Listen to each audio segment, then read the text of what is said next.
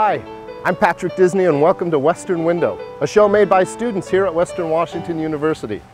Today we're going to get a glimpse at some innovative research in alternative fuels, check out an unusual psychology experiment, and experience some truly imaginative recycling. So join us as we explore our world through Western Window.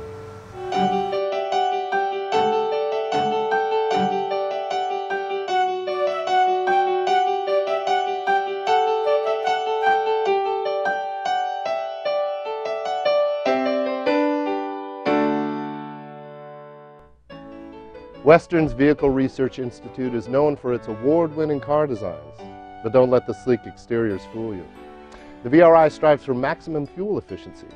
Now, you might have heard about their recent success in developing a car that gets over 100 miles to the gallon.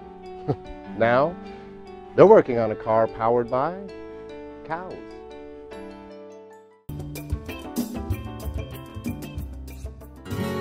I'm Eric Lenhart. I'm the director of the Vehicle Research Institute here in the Engineering Technology Building on Western Washington University's campus.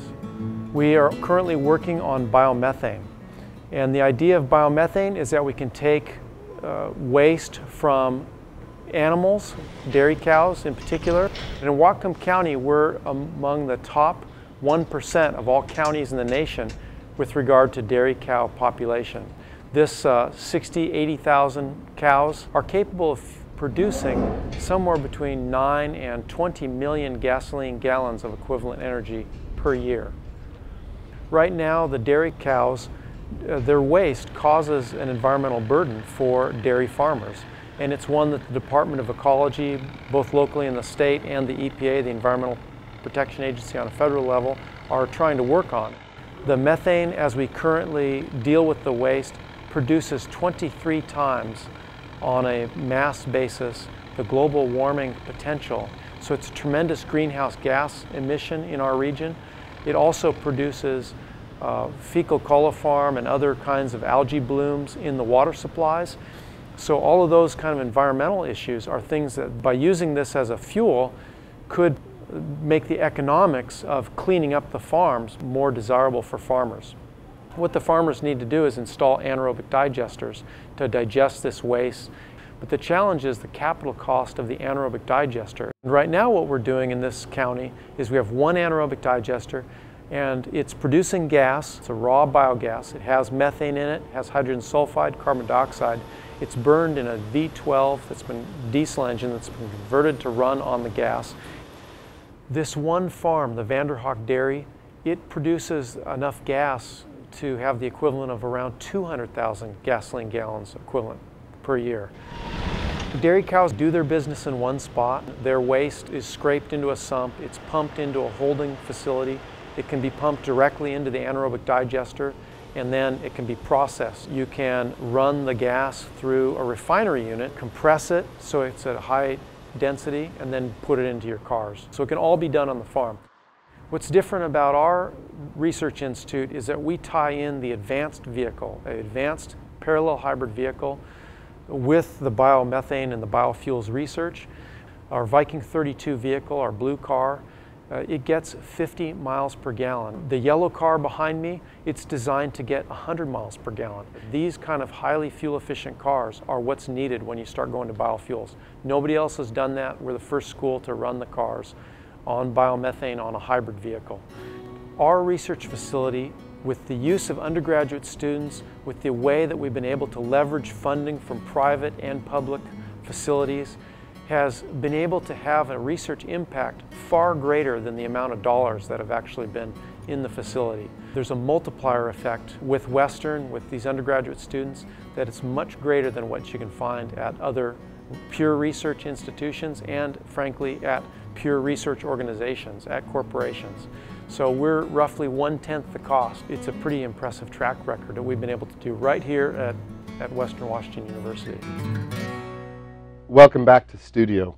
Eric, as director of the Vehicle Research Institute, you have to be extremely excited about the direction that it's going. Can you give us any updates in terms of what the methane project is where it's headed right now? Absolutely, Patrick. We just have gotten the Bel Air Charters Airporter shuttle bus running on natural gas. It's providing service between Ferndale, Bellingham, and the Seattle-Tacoma International Airport, and it's running on natural gas from our refueling station at the Vanderhoek Dairy.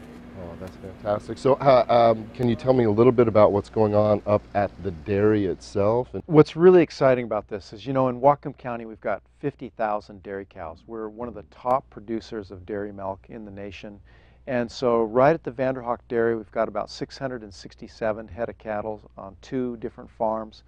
You know, cows pose a lot of environmental challenges for farmers because of this waste stream. We have to worry about water quality, air quality. Can you talk just a little bit about the positive transitions you're able to make with this besides the methane fuel? Absolutely. So the anaerobic digester itself is able to produce 3 product streams. One is the biogas that we're interested in producing for methane gas, but we also have a liquid that is the fertilizer that's Washington State University is working on developing that, and that liquid gets spread on the fields, and it's free from any kind of pathogens, so we don't have a water quality issue.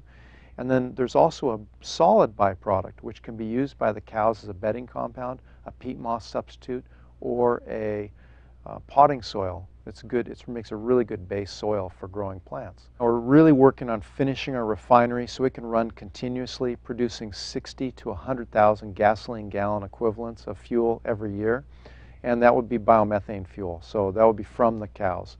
We're not quite there yet. We have a few more systems to develop, but once we do that, I hope it can serve as a model for the rest of Whatcom County and, frankly, the nation, because we need to start using these biogas resources and running vehicles on biogas as a substitute for petroleum fuels.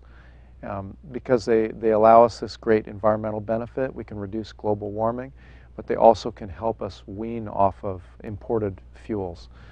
So that gives another great benefit to the fuel. As a layperson, I'm really curious what you think in terms of where we're headed as a culture, maybe even globally, with not only fuels, but what are cars going to look like in 15, 20, 30 years from now? Well, that's a great question. And I think I look at the world and I see, for example, the North Slope of Alaska. We have 2.2 million barrels a day being produced there when it first opened up. And now we're down to 700,000 barrels a day. So I know that the supply of easy hydrocarbon liquid fuel is diminishing. We've probably reached our peak in terms of global production in that fuel, so we've got to look for other solutions. And that means for personal transportation, you know, we got to look at more walking, more mass transit. We have to look at more electric vehicles for our private commuting. Around town, we're only going 20, 40 miles a day.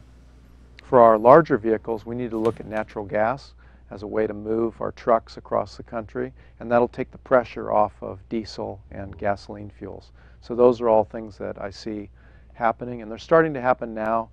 You know, we've got the Leaf coming out, and they're hoping to produce 10,000 units of that this year. That's a drop in the bucket, but hopefully we keep building that momentum. And do you see, in terms of vehicle design, obviously there's going to have to be adaptations made for the fuel sources themselves, but other innovations finding their way into the vehicle design? Absolutely. You know, it makes no sense to run around in 6,000-pound vehicle carrying a 200-pound person. This just makes no sense. We've got to get our vehicles, really our personal vehicles should probably be 1,500 pounds, which is about what, you know, a little bit heavier than a Model T weighed. And it can be done with advanced composites. We've demonstrated this.